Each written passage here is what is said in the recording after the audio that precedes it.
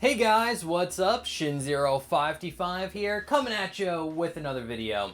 In today's video, I'm going to be reviewing Volume 2 of the IDW Sonic comic. So this covers, I don't even know how many issues. I think issues 5 through 8. So yeah, issue 5 through 8, that's what Volume 2 covers.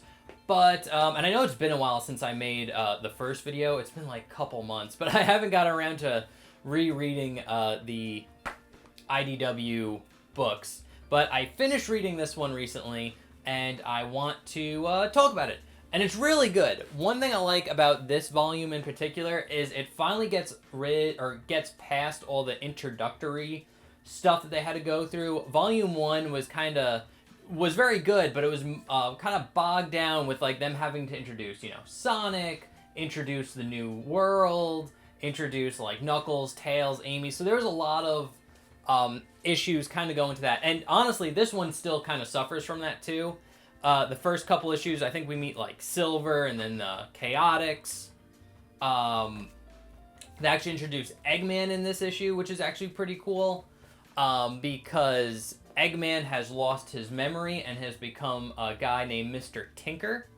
And he's not evil. He's there. He actually ends up in like this village. And he starts like helping the people like fix their houses, their doors. He builds like swing sets and things for like the kids in the village. So he's basically Eggman with the same kind of level of intelligence, but not the evil personality that makes Eggman evil. So I actually thought that was pretty interesting. What I liked is like it kind of reminded me of Sonic the comic, the British version of the Sonic comic, where they had a couple issues where before Eggman turned into Eggman, he was Ivo Kintobor, which is like Eggman spelled backwards or something, or like Ivo Robotnik, or Robotnik spelled backwards.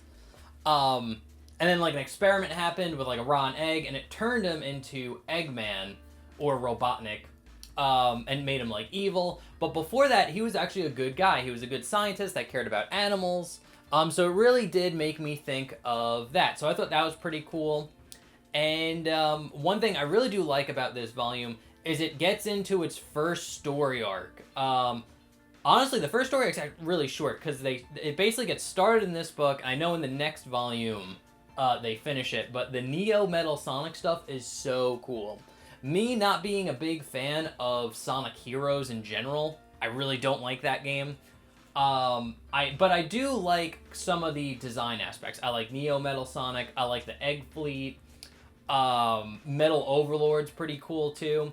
And they use a bunch of those elements in this story arc they get into, where Eggman seems to be back, but it's actually Neo Metal Sonic posing as Eggman. And one cool thing I like about this is they tied it into Sonic Forces. So basically, Eggman was repairing Metal Sonic and upgrading him to his like Neo Metal form during the events of Sonic Forces, but unfortunately, the repairs didn't get done before the ending of Sonic Forces. So Metal Sonic wasn't ready, so Eggman was already defeated by the end of Sonic Forces by the time Neo Metal Sonic came out. So Neo Metal Sonic decided to take it up on himself to pretend to be Eggman and create the Eggman Empire himself, and I think that was super cool. That was a really cool way to incorporate who Neo Metal Sonic is, some story elements from Sonic Heroes, and make your own arc. And the arc is really cool. And again, it gets set up because like the last thing in this book is Neo Metal Sonic like sitting on the Master Emerald with his like machine on it, like a throne. It's so cool. It is like little dumb stuff like that. I'm just like, that is so fucking cool. I wonder if I actually they have a picture of it. Yeah, no. It's on like the last page. But you can see Neo Metal Sonic sitting on the throne, and it like zooms out to like Angel Island. You can see a little bit of the Egg Fleet. But goddamn, it's so cool. I love shit like that. And pretty much the art in this book is on point. There's really no bad issue. I think I know issue 1, they kind of switched artists around, and there was, like, one issue that was kind of lacking, and I think it was because they had, like, a style I pretty much prefer.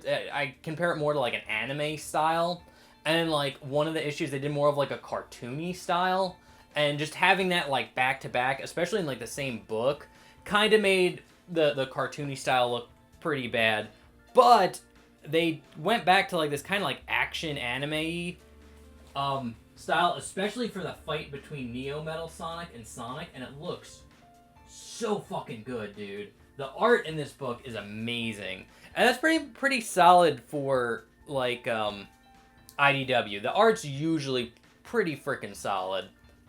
So, yeah, no, I definitely like Volume 2. I'd actually probably rank Volume 2 over Volume 1, because, again, Volume 1 does get bogged down with the introductory stuff. So, like, introducing, like, the characters again, things like that. But this book didn't have to do that, because the first book did that, so this book could, you know, run with it and jump into the first story arc. And I really do enjoy the first story arc. I think it's really cool. And I think they, was it this book where they introduced, Whisper? I think it is. I gotta look. I gotta check. I think I'm almost one. No, it might have been last book where they introduced Whisper, and, no, it is this book. Okay, it happens after they find Eggman, but this is where we meet Whisper for the first time. Super cool character. Actually, I think Whisper's the best one out of the IDW characters so far. I really do enjoy Whisper. I think she's super cool. Basically, Whisper's this kind of, like, very quiet fox girl. She wears, like, a mask, and she uses Wispins, which are the weapons powered by the Wisps. And I think she's pretty cool. It's cool to have, like, a gadget, special, like, military-type character joining the Sonic team in, like, a little sort of way. But she still does, like, her own thing. She doesn't like working with a team. I can respect that. But other than that, that's pretty much all I have to say on Volume 2. I think it was a very strong volume. Really liked it. And, yeah, and hopefully I'll probably try to read Volume 3 a lot sooner, so there's not like a 2-3 month gap in between videos. So I will try to make some time to read Volume 3 and then tell you my thoughts on it. Anyway, guys, thank you so much for watching. I hope you enjoyed, and I will see you in the next one. Okay, thanks, bye. Later, and let me know what you think about the IDW Sonic comic down in the comment section below. I'd appreciate it. So anyway, guys, thank you so much for watching. I'll see you next time. Okay, thanks, bye. Later.